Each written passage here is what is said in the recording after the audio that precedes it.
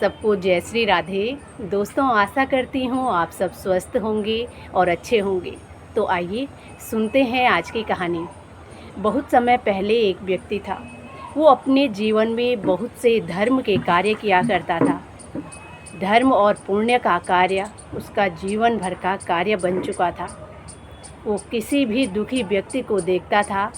पहले उसने बहुत प्रयास किया कि आसपास कहीं पानी मिल जाए, लेकिन जब उसे कहीं पानी नहीं मिला तो अब वो भगवान को याद करता है और कहता है कि प्रभु, अब आप ही मेरी कुछ मदद कीजिए, आप ही मुझे कोई राह दिखाएं। तो थोड़ा आगे चलता है तो उसको थोड़ी दूरी पर एक साधु दिखाई दिए। वो साधु वहाँ बैठकर तप कर रहे थे और अब वो व्यक्ति अपने बच्चों को लेकर साधु जी के पास गया और वहाँ जाकर वो साधु जी को प्रणाम करता है और अपनी परेशानी वो अब साधु जी को बताने लगा।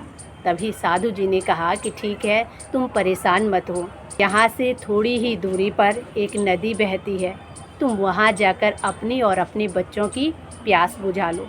इतना सुनकर वो व्यक्ति बड़ा प्रसन्न हुआ, क्योंकि उसको पानी कहाँ है इसका पता चल चुका था और अब वो साधु जी का धन्यवाद करता है और वहाँ से चला आया। परिवार की इतनी स्थिति नहीं थी कि वो आगे उसके साथ चल पाए। वो अपने बच्चों को कहता है कि तुम यहीं पर रुको, मैं पानी लेकर यहीं आऊँगा, तुम मेरा इंतज़ार यहीं पर करना। और अब वो पानी के लिए चला गया। जब वहाँ पहुँचा तो उसने नदी से पानी भरा और वहाँ से लौटकर आने लगा। थोड़ी दूरी पर आया तो उसको कुछ प्यासे लोग मिले। वो प्यास से बड़े परेशान थे, उससे उनका ये कष्ट देखा नहीं गया। जो पानी भरकर लाया था उसने उन लोगों को पानी पिला दिया और फिर से खाली बर्तन लेकर नदी की ओर चला गया। फिर उसने पानी भरा तो थोड़ी दूर आता है, फिर से उसको प्यासे लोग मिले। वो भी बड़े परेशान थे। फिर उसने वो पानी उन प्यासे लोगों को पिलाया। वो इसी प्रकार पानी भरने जाता और आधे रास्ते तक आता, उसे कोई ना कोई प्यासा मिल जाता। वो उनको प्यासा नहीं देख सकता था और वो पानी वो उनको पिला देता। इसी प्रकार उसको बड़ी देर हो गई। साधु जी ने देखा तो बड़ी देर हो गई थी, वो व्यक्ति लौटकर नहीं आया। उसका परिवार जो वहाँ पर उसका इंतज़ार कर रहा था, वो पानी के बिना बड़े परेशान थे। और साधु जी ने जब ये देखा कि वो व्यक्ति अब तक नहीं आया, उसका परिवार इतना परेशान है, तो अब साधु जी स्वयं उस रास्ते पर चल पड़े। साधु जी जब वहाँ पहुँचे तो उन्होंने देखा कि वो व्यक्ति पानी लेकर आता और प्यासे लोगों को पानी पिलाता। बार बार वो व्यक्ति ऐसा ही किए जा रहा था। अब साधु जी से ये देखकर रहा नहीं गया। वो उस व्यक्ति के पास गए और पूछने लगे कि तुम ये क्या कर रहे हो, ये सब करके तुम्हें क्या मिल रहा है। अब वो व्यक्ति कहता है कि मुझे क्या मिल रहा है इसका तो मुझे पता नहीं, लेकिन मैं निस्वार्थ भाव से पुण्य का कार्य कर रहा हूँ।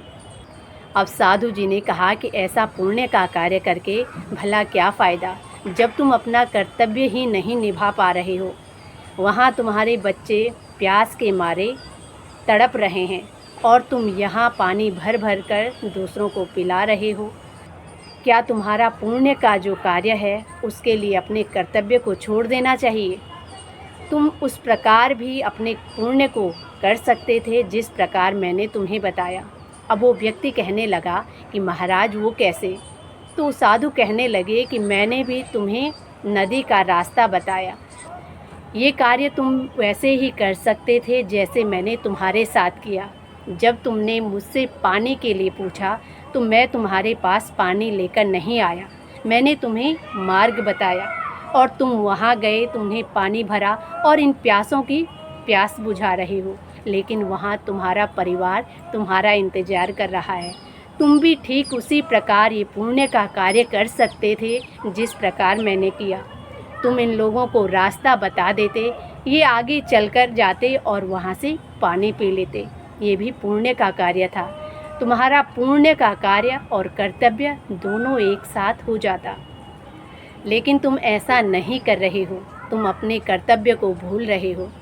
और इतना कहकर साधु जी वहाँ से अंतर ध्यान हो गए और उस व्यक्ति के समझ में बात आ चुकी थी कि साधु जी क्या कहना चाहते हैं। कि जीवन में किसी भी दुखी की मदद करने का सबसे अच्छा तरीका यही है कि उसको सच्चा और ईश्वर का रास्ता दिखा दो, ताकि वो भी स्वयं प्रयास करे, आगे बढ़े और दूसरों को भी रास्ता दिखाए। जब तुम उसको मौका दोगे, उसको रास्ता बताओगे, आगे वो भी किसी और को रास्ता बताने का प्रयास करेगा। तो दोस्तों, ये थी आज की कहानी। आशा करती हूँ आप सबको भी पसंद आएगी। कहानी पसंद आए तो प्लीज़ चैनल को लाइक, शेयर एंड सब्सक्राइब ज़रूर करें। इसी के साथ जय श्री राधे, जय श्री कृष्ण।